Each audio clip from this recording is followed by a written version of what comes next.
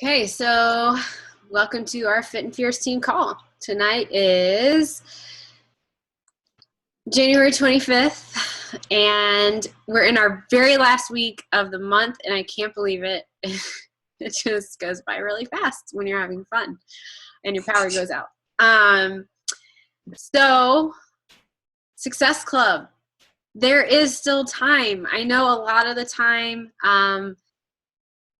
we start to approach the end of the month and you start to get a little discouraged because you're still sitting at 0. But there's 6 days left. Isn't there, Kate? Yes! Kate hit Success Club today. And she has 6 days to, I told her she can't relax. She has to keep making contacts to set herself up for the next month. But isn't it a big relief? It's a big relief. I'm generally a 30th, 31st kind of person. So to be there on the 25th, I'm feeling really good. Okay, so tonight we just kind of want to brainstorm with you guys, maybe do a little script help, put our heads together and maybe go over a couple different ways how we can get out of our own way and follow up with people, make new contacts, and hit Success Club in January, because don't forget, January is double, trip dollar month, and that's huge for the Dominican Republic. You'll double your dollars this month. So where should we start? Get there. Is this a lot of stuff? Do you want to start I know. I just kind of. Was that did you have a list, or was that just? I didn't. I was thinking. That's okay. Well, how do we set up and hit Success Club every month? I think the first step is making it non-negotiable that you're going to help, 3, 5, or more people each month, and setting that as a goal that is non-negotiable and just making it happen. You're probably sitting there, easier said than done. But once you commit to doing that and realizing that it doesn't have to be complicated, and there are always going to be 3 more people that you can help each month, I guess getting your mindset right to get started is probably the first step. I was talking to Nadia before our team call, and she was telling me that she's having the problem where there's crickets. She gets to the price and there's, she follows up and there's just crickets. And remember, it's okay to ask people what is holding them back. Why aren't you going to take that next step? I know it seems like a little forward, but it might be the push that they need. A lot of the time people say, well, I'm scared, or I've never done this before and I don't feel like I'm ready. And then you can kind of, you can relate to them a little bit and say, I was in that position too, when I started, and we're going to do this together. The results is going to be great, blah, blah, blah. So remember, it's okay to just ask what's holding you back. What did I just tell Jen? Is Jen on this call? No. I just told her something too. Hold on, let me find it. Jen was telling me she has a customer that keeps coming back to her, because we all have those too, right? The one that just won't commit. And sweet Jen just keeps giving her advice and, is encouraging, and that's what we do. But I was like, Jen, you need to just ask her why she will do it, because that might be that last push that they need. So there's a little tip. Carrie, you got a tip? Well, and sometimes, sorry, Carrie. I was going to say, sometimes they just forget, honestly forget to fill out the enrollment or forget to return your message. And it's just hey, I don't know if you remember, but don't forget our group starts next week. And they're like, oh yeah, I forgot. Yeah. Sometimes, so you never know. Yeah, that's another good point, is creating a sense of urgency. That's why I always started my challenge groups at the beginning of the month, because I had that to use at the end. Like, hey, so and so, just following up with you. It starts, in a week, and it takes about that much time to get your product. I just want to make sure that you didn't have any trouble ordering. I don't want you to miss out on the start of our group. Oops. If you guys are cooking or watching TV, mute. Happy New Year.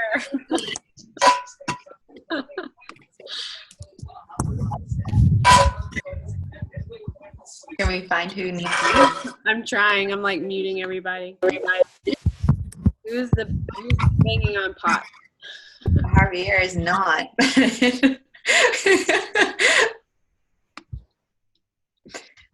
That was who I was going to guess.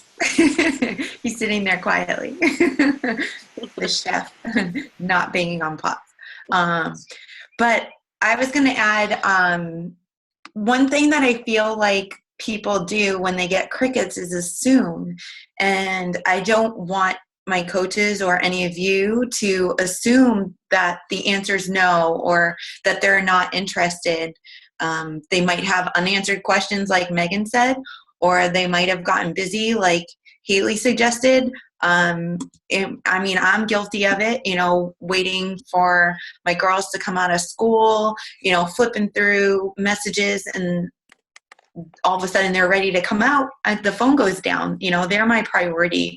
Or if there's a need at home and I'm doing something, or that kind of thing, multitasking. It's not that I'm not interested in responding or interested in responding right away.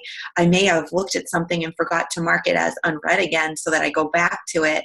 And that happens for people that are on the go and busy. So we can't really ever assume. That's a huge thing for following up. I think that only feeds negativity to us when we're assuming that all crickets are no's. Yeah.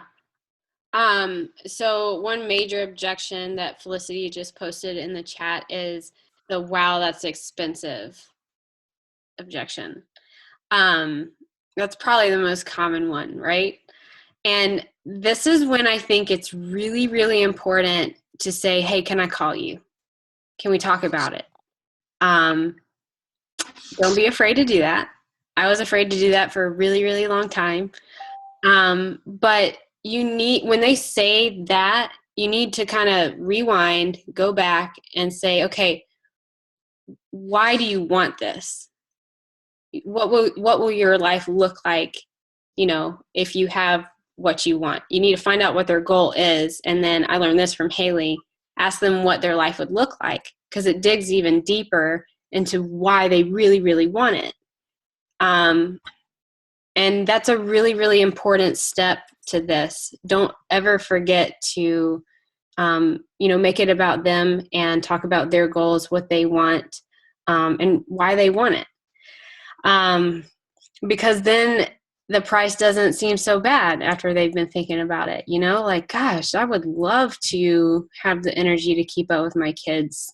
I would love to feel comfortable in my own, in my bikini this summer.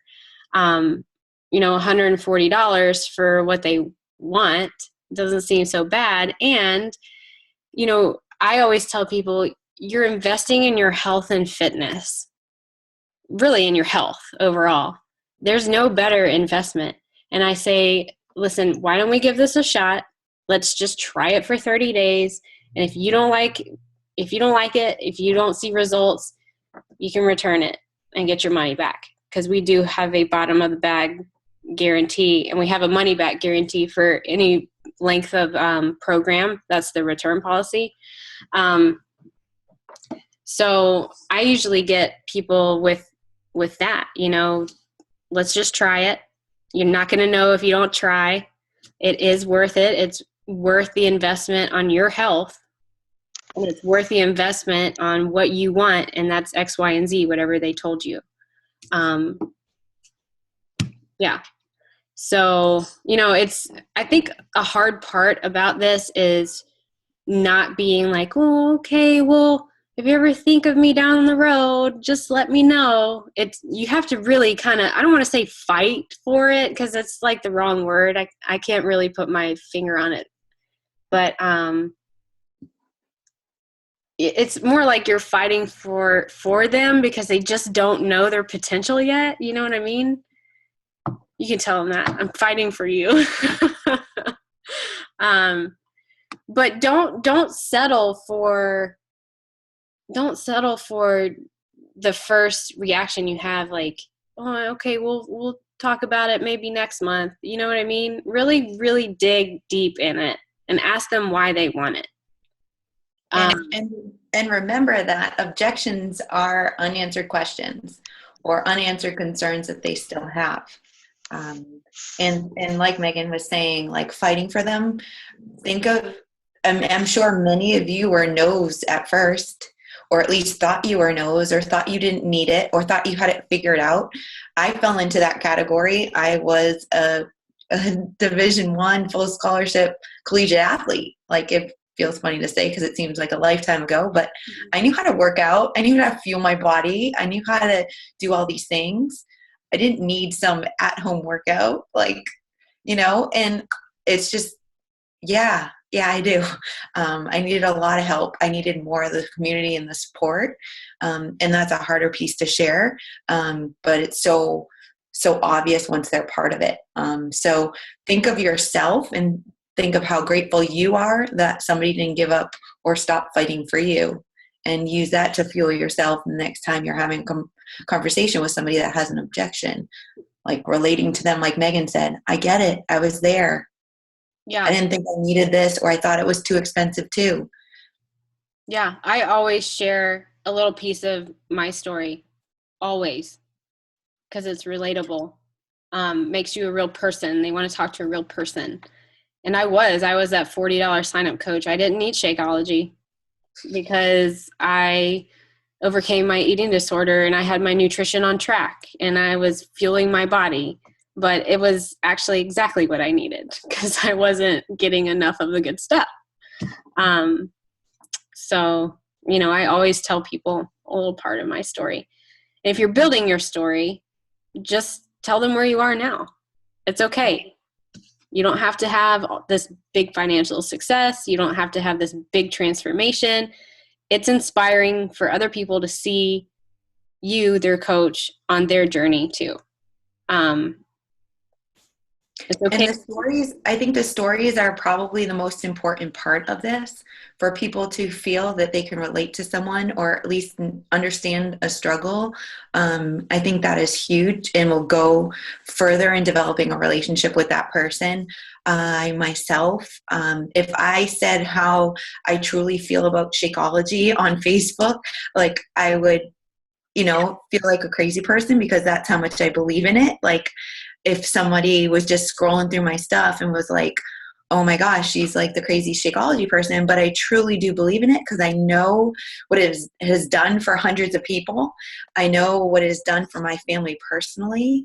And being one-on-one with somebody, I feel way more comfortable sharing that.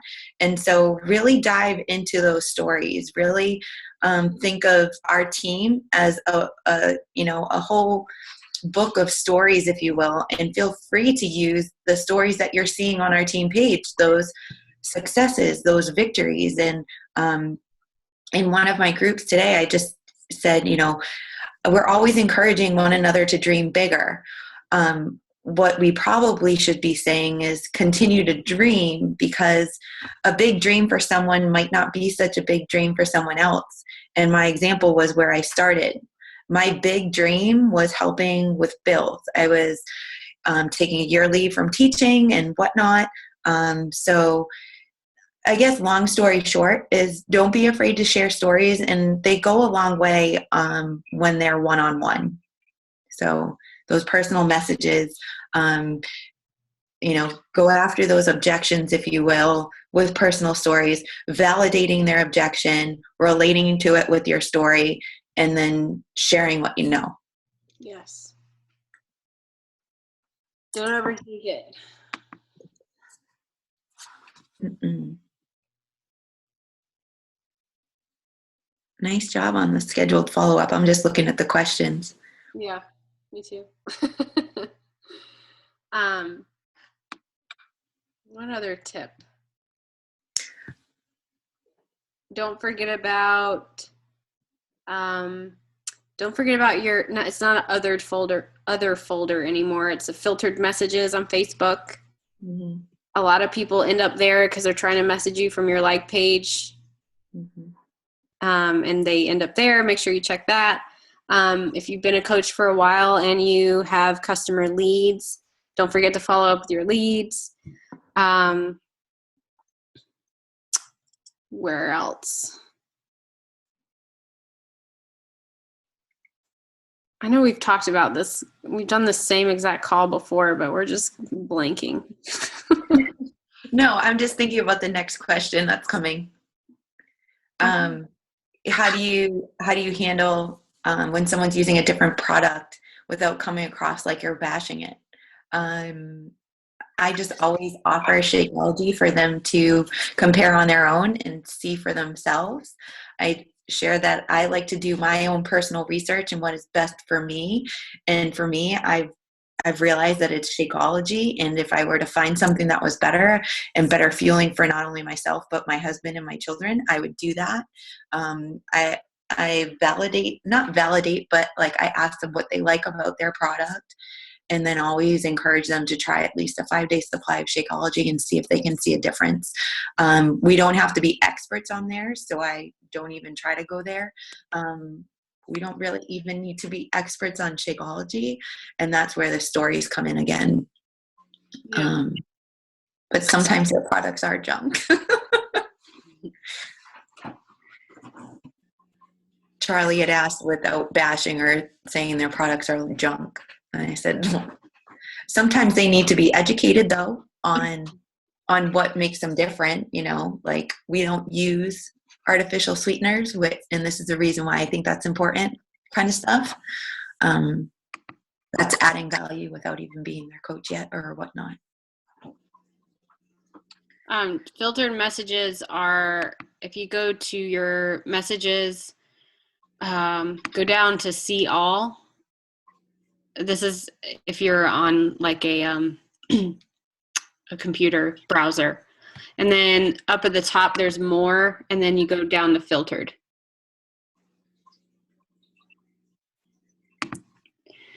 I was gonna say something, but I forgot. I'm struggling. Bad. Laura mentioned that she said she had a hard time putting her story into words, and that's a process. Laura, definitely be patient with yourself. Like if you're having a hard time even just writing down who you are, maybe having a good friend or family member that knows you well, like give you just different topic areas, and then you can kind of try to weave them together like a story. You're not going to share your whole story all at once typically. You're going to share parts of it, so having it compartmentalized would be actually a good thing. But yeah, just kind of let yourself do a brain dump on the different areas of your life, and I'm sure that they'll flow together for you to build a huge story. Yeah, you can always have snippets of your story. I kind of have like my Shakeology story, and then my coaching story, and then a little snippet of my coaching story, and a snippet of that coaching story. I think. Well, I mean, when you did at Summit, Megan, didn't you share it in 3 parts? Mm-hmm. Yeah, the physical, emotional, and financial. I got your back. I know. It's been a long day. Piece of the yeah, Monday. so yeah, you can break it up that way. You can kind of start, and I did that. I broke it all up and I put it on sticky notes on my desktop so that it was, copy pastable, and then I would just go in there and kind of customize it to whoever I was talking to.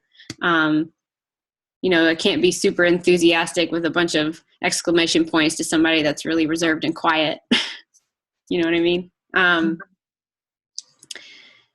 So, and it's going to change. It's just going to change throughout your whole journey in each of those parts, the physical, emotional, and financial. So. Yeah. Voice messages, I definitely agree with both of you on that for sure. And the phone. I just sent 42 voice messages tonight and it only took an hour and they were all personalized and it's way easy. Mm-hmm. My throat felt sore at the end, but it worked. Whoa, you must have really been going to town. 42 of them. Like, that's crazy a lot for me. Yeah, that is a lot. Anyone else have any questions? Oh, I'll do a demo. How do you do voice messages? Okay, so Facebook Messenger.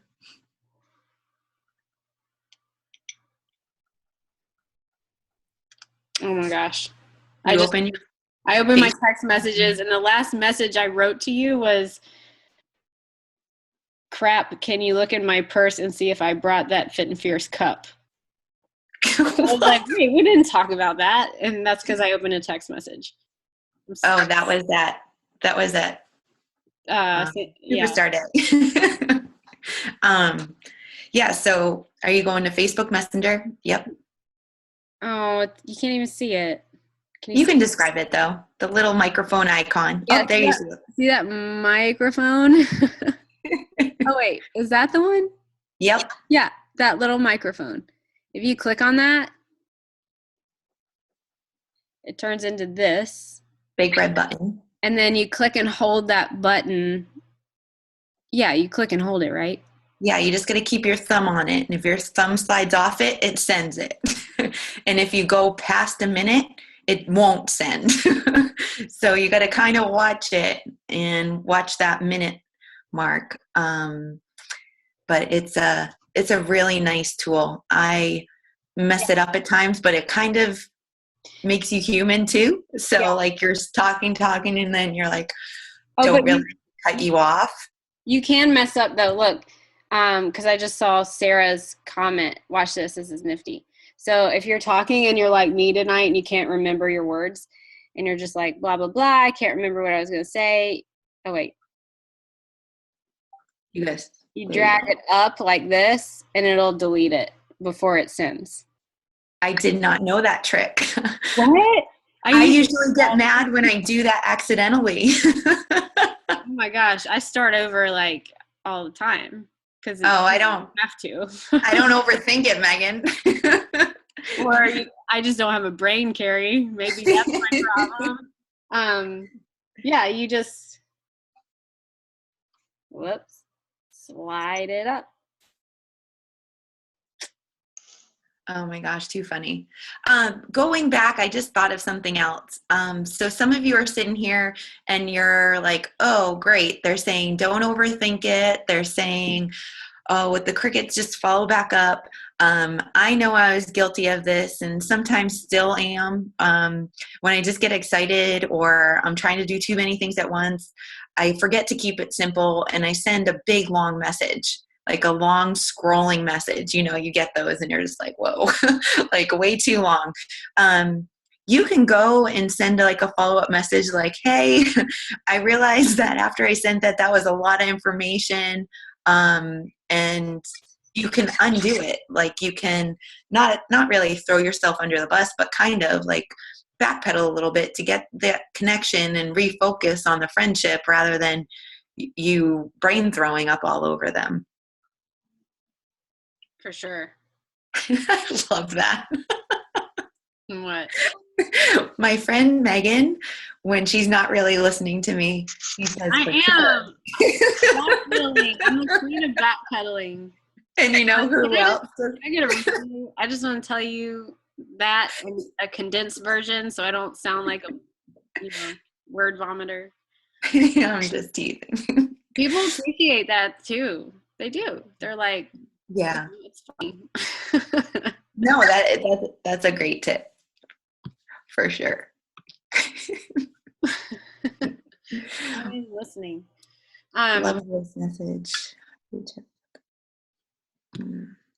Uh, Post on Facebook per day. How many times? so wait, how do you get people that aren't friends with you to open your messages? Are you, you pretty much can't. I mean, you can, but they don't know to check their filtered messages because that's where you're ending up if you're not their friend. Mm-hmm. So I would add them as a friend, and if you're kind of like skeptical, just add them to a restricted list. They can't see any of your stuff, but you will have the messaging capability. Yeah, and just beware that it's been a little funky with adding friends and messaging them, and then it like after 2 messages after I've been friends with people, it says now a friend with them. So I don't know what's going on with Facebook this last week. It just started happening with me. I don't know if you've noticed that, Megan. Yeah, it's weird. Okay, so just be aware of that, and you can even shoot them that message. Hey, Facebook, it's been strange this past week. I don't know if you saw my last message because it's now just saying that we were friends, and I thought we were friends yesterday, or however it may have been.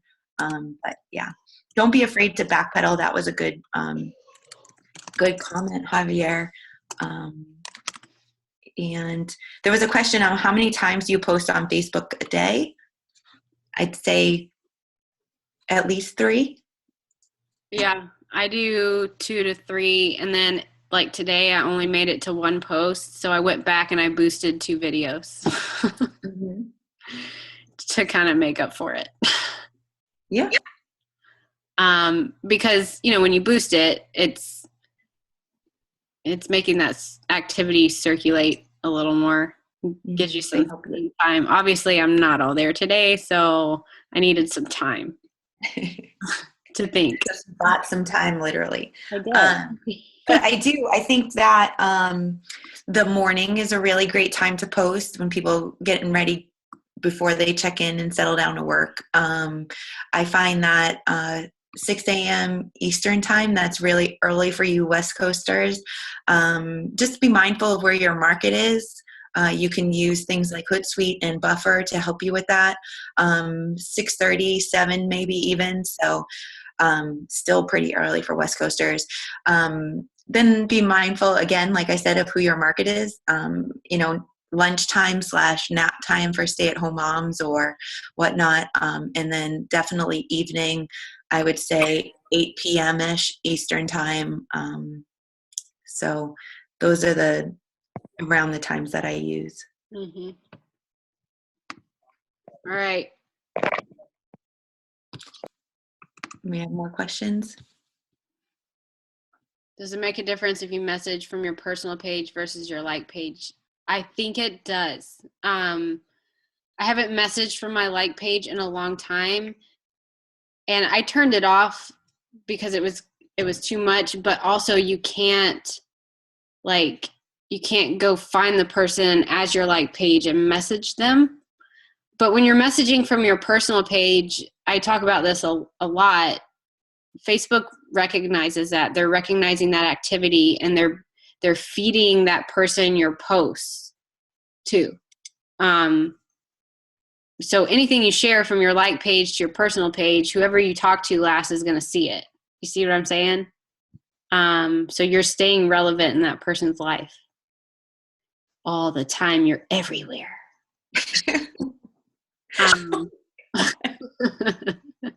But don't be a spammer. If you're going to be relevant, you got to be fun, right? You got to be adding value.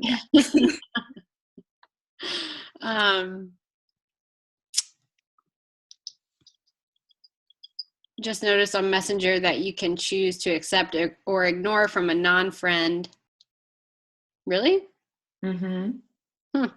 Yeah.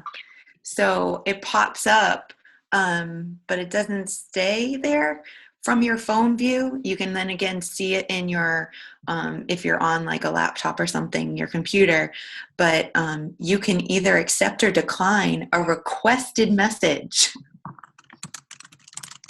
Really? Yeah. It's kind of like the filtered thing.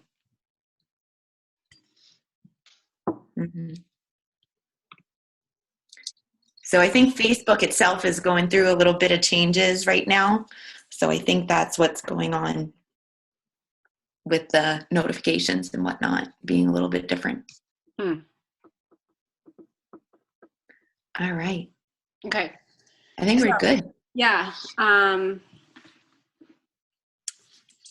Success Club. But I mean, that's what it all ties into It is is. I mean, the relationships, the inviting, getting them talking, finding their need and filling it the best we can.